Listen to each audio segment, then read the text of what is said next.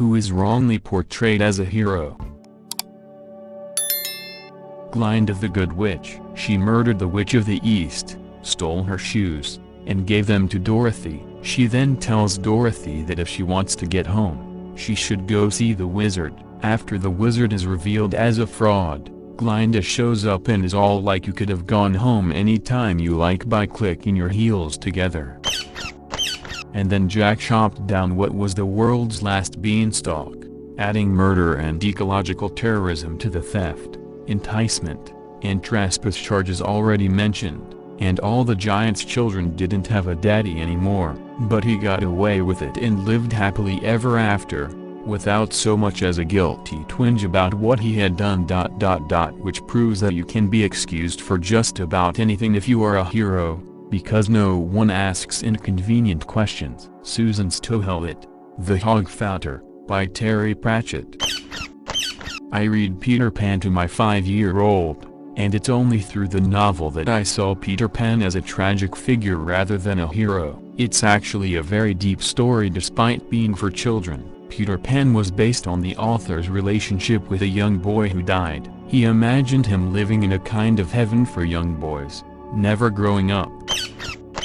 And his treatment of the lost boys is a classic example of psychological, emotional abuse. In the book, Peter kidnaps boys who have gone missing for at least 7 days and convinces them that they need to stay in Neverland because nobody is looking for them. He only takes the dumbest kids because the lost boys aren't allowed to be smarter than Peter, and he makes sure that this rule is enforced. For example, the twins aren't allowed to learn about their past because Peter doesn't know what twins are. The boys have been taught to rely on Peter for everything. That way they can't question him or disobey his orders. Edit. Peter doesn't actually care about the lost boys and views them as disposable, as evidenced by the fact that he kills the boys if they get too old. From Wikipedia, the play's subtitle "The Boy Who Wouldn't Grow Up" underscores the primary theme, the conflict between the innocence of childhood and the responsibility of adulthood. Peter has chosen not to make the transition from one to the other, and encourages the other children to do the same. However, the opening line of the novel, "All children, except one, grow up," and the conclusion of the story indicates that this wish is unrealistic, and there is an element of tragedy in the alternative. Barry was very perspicacious in noticing many aspects of children's mental development decades before they were studied by cognitive psychologists. In particular, Peter lacks the mental capacity for secondary mental representation and cannot recollect the past, anticipate the future, consider two things at once or see things from another person's point of view. He is therefore amnesic, inconsequential, impulsive and callous. There is a slight romantic aspect to the story, which is sometimes played down or omitted completely. Wendy's flirtatious desire to kiss Peter, his desire for a mother figure, his conflicting feelings for Wendy, Tiger Lily, and Tinker Bell, each representing different female archetypes, and the symbolism of his fight with Captain Hook, traditionally played by the same actor as Wendy's father, all could possibly hint at a Freudian interpretation. See Oedipus complex. Most children's adaptations of the play, including the 1953 Disney film, omit any romantic themes between Wendy and Peter, but Barry's 1904 original, his 1911 novelization, the 1954 Mary Martin musical, and the 1924 and 2003 feature films all hint at the romantic elements. Jeffrey Howard has noted its existential motifs, claiming that Peter Pan is a precautionary tale for those who fear the responsibilities of living, and the uncertainties of dying, which explores concepts like the inevitability of death, freedom to create our lives, alienation, and the notion that existence lacks any obvious or inherent meaning. Sophie, Amanda Seyfried, in Mamma Mia. What kind of sociopathic prick invites 3 of her mother's ex-lovers to her mother's hotel on the eve of her wedding, without telling her, to try and force a situation where her real father will be revealed? Then she fucking bails on the whole wedding anyway to go traveling around the world. If I was a wedding guest having forked out thousands to get there for a non-wedding, I'd be livid. My wife and I went to see a play that actually kind of had this as a premise. The idea was the audience was attending the wedding, but it was interactive. They actually served us food too, depending on where you sat, or where you wandered around. You would overhear all sorts of conversations from the cast members. There were multiple competing storylines, and sometimes you could do things to influence it, like picking up enough hints and requesting the right song from the DJ. All in all, the wedding was a disaster. What could go wrong did go wrong. It was chaotic, but entertaining. I think we would have enjoyed it more if we had had more heads up. It felt like we missed out on some stuff because we were focusing on different things. Edit. The play was Tony and Tina's wedding at the Manoa Valley Theatre on Oahu. They were in a few twists and changes they made to make it more local, but it was basically that. Well, you say both provoke each other, but Tom is a house cat that the homeowners knowingly haven't wanted in their house, and the other is a mouse that is not wanted and steals food and stuff. So when Tom attacks Jerry for being in the house, it's kind of justified. His job to do that for the homeowners. I like to see them as best friends, and Tom just kinda pretends to chase Jerry so his owners don't kick him out or replace Tom with another cat that does want to kill Jerry. Like in the episode where Jerry did die, Tom did everything he could to bring Jerry back. I think if they did dislike each other, then Tom would have just let Jerry ascend to heaven. Off topic, but her assistant's death scene in that movie was super off-putting and left a bad taste in my mouth for the longest time. At most she was just an annoyed nanny who had to look after two kids who couldn't pay attention for shit. Then she just gets one of the worst and drawn-out movie deaths I've ever seen, while the dude that coordinated all of the chaos, Vincent D'Onofrio, had a pretty tame death in comparison. Edit. Apparently the actress, Katie McGraw, actually requested to have her death memorable and brutal, and there wasn't a single stunt double throughout any of it. That makes it a bit more cool, but still gruesome. That was one death that split the theater I watched it in half. Half were laughing their ass off and the other half was kinda mad about it. In both instances I think it's because of how mean-spirited her death is. She's legit just a person doing her job. She isn't mean to the kids. She isn't an asshole. She's completely harmless. It's bizarrely funny how randomly cruel her death is, especially for a franchise like this. There is a theory that Butler's character gets the last laugh. Early on in the movie, Fox meets with an ex-special ops guy who gives him info on Butler. He mentions that Butler once invented a tie with a Kevlar rope inside and a ratcheting motor that would time the rope and make the tie strangle the target. And what's the very last shot of the movie? Fox is watching his daughter's recital, as the camera zooms in on him, and his extremely conspicuous tie, almost as if the director wanted to draw attention to it for some reason. I personally believe this theory. If it's not true, that would make both the story about the tie told by the special ops guy, and how extremely eye-catching they make Fox's tie in the final scene, both unfired Chekhov's guns.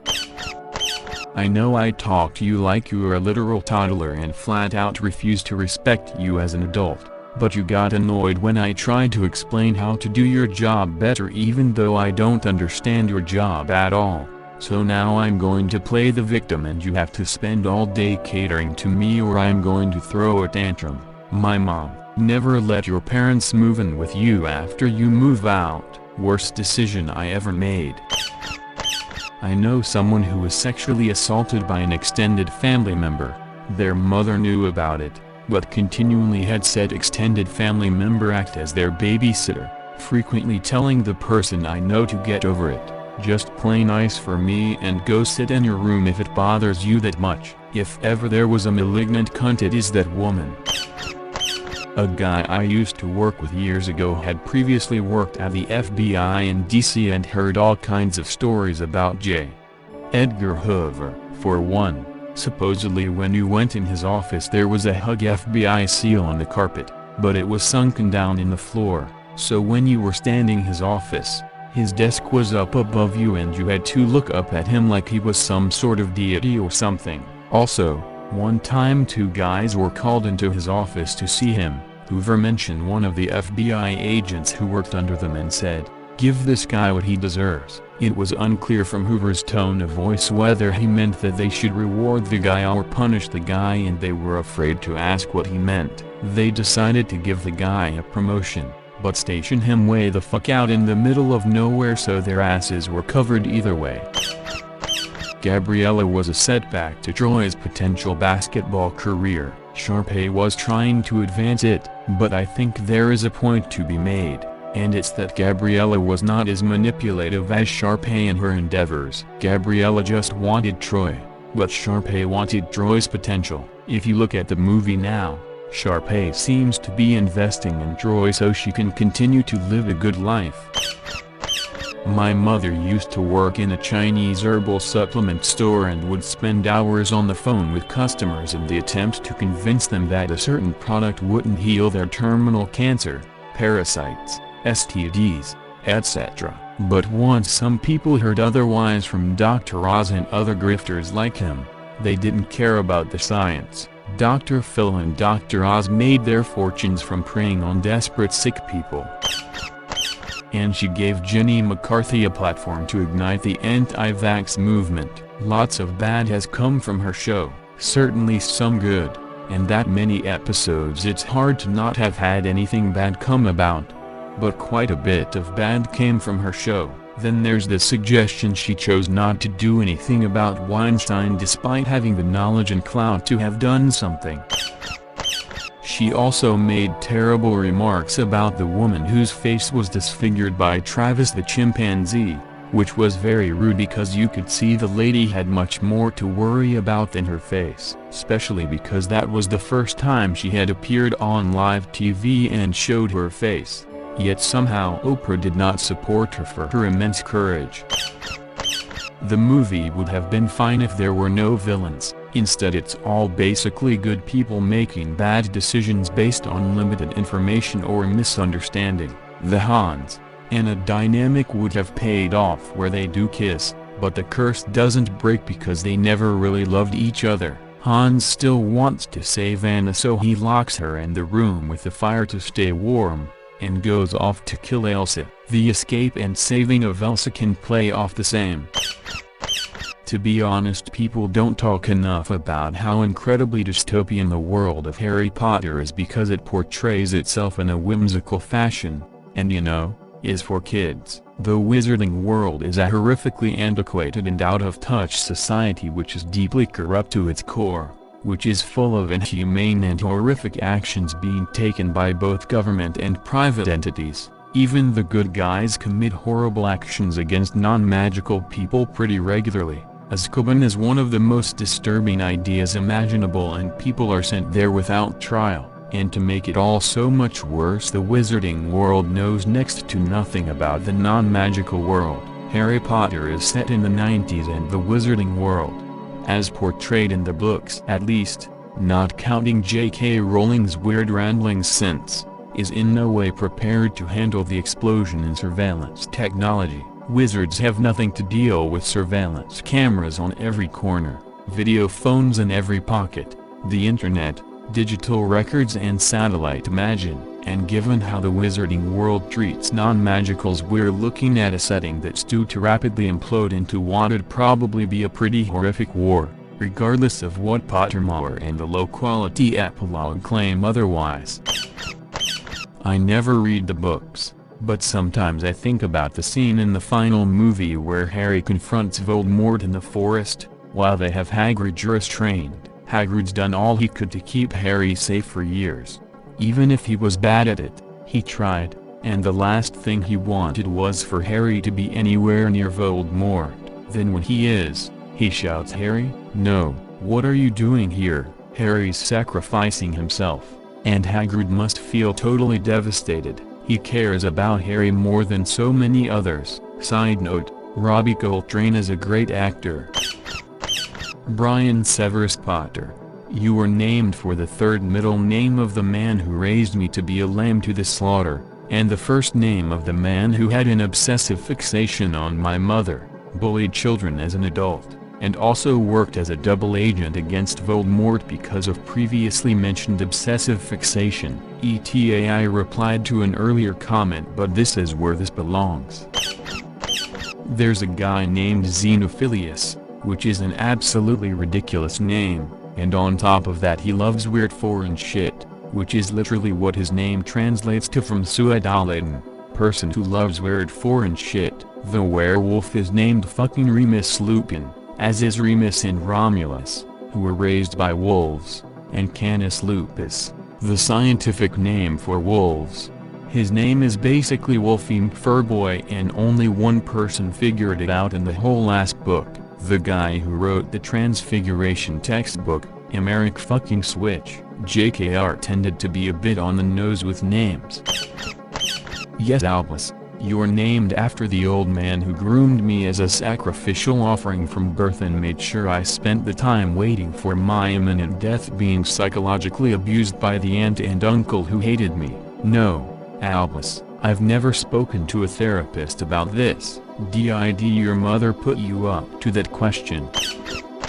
I'm with you there. Also Minerva, she wasn't as close with Harry, but I think that was her being a good teacher and staying impartial. She cared about him and all her students. She bought him a broom. Though maybe she just wanted to win Quidditch, and encouraged him to become an Auror. She also pulled him and the other kids in line, which TBH they needed. She's a good woman. Minerva McGonagall. It was stated that he acted that way to hide the fact he was a double agent, but the fact he gave up their location and started this shit to begin with because he sided with the wizard Nazis and ratted them out, I feel like his later actions don't really redeem him. He is a selfish incel and is at most okay at the end of it. His always statement isn't romantic, it's creepy. He was so jealous and obsessed he had her killed because he couldn't handle the fact that she chose James, and he tries to make up for what he did after the fact. If I'm recalling correctly, when he relayed the prophecy he didn't know who it referred to. It was Voldemort who figured that out later, at which point he scrambled for a way to spare Lily. He's also not the one who gave up their location. That was Peter Pettigrew. That doesn't exactly make him a great person. Being fine with James and the baby dying or associating with Voldemort in the first place, but I don't think he ever was willing to hurt Lily. Certainly it's hard to redeem something like that, but I do think he's a person who was predictably fucked up by abuse and neglect, committed some of his worst and irreversible acts as a young, not fully mature person, and after that point tried to do what he could to help the good side even if it could never be enough. But the fact he gave up their location and started this shit to begin with because he sided with the wizard Nazis and ratted them out, I feel like his later actions don't really redeem him. Snape only relayed part of the prophecy to Voldemort and didn't know that Voldemort would interpret it as describing Harry. The location of Potter's was relayed by Pettigrew after they wrongly trusted him as secret keeper. Not that it helps with Snape character. Remember that he asked Dumbledore only to save Lily and wasn't thinking about James and Harry at all. Even Dumbledore makes the point that Snape disgusts him. His always statement isn't romantic, it's creepy. Yeah, after revealing to Snape the plan to sacrifice Harry and seeing his shocked reaction, Dumbledore asks if Snape finally grew to care for the boy, and Snape states for him, and casts Patronus, which indicates that he is still obsessing over Lily. I always think about that when he was headmaster. His punishment for the kids was sending them to the forest with Hagrid. Snape was doing what he could to protect them from harsher punishment from the Carrows. Snape was in a balancing act, protest too much, and end up dead or in hiding. But as headmaster, he could do double-agentish things, plus he was unique in his ability to deflect Voldy's mind tricks. This is why it's so often useful to distinguish between liking a character as a character, and liking them as a person.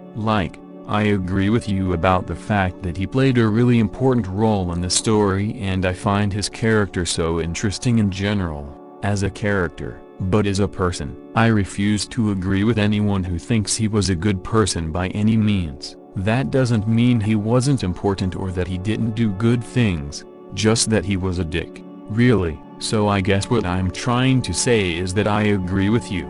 Just writing him off as a dick is oversimplifying his character. You can recognize that he did good things while stating that he was a bully.